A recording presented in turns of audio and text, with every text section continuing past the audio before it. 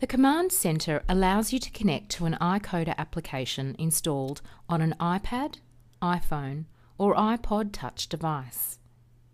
To open the Command Centre window, select the icon in the toolbar. The window has two mode displays, Mobile and Server. Select Mobile Mode. The Mobile Mode panel on the left has two sections, Licenses and Devices.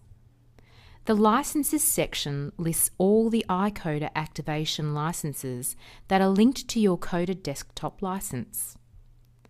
Licenses which are assigned and active are displayed in orange.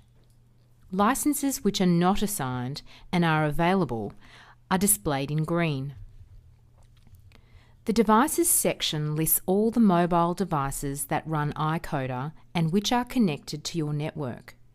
It is possible that a device which is licensed to another CODA desktop license could be listed here.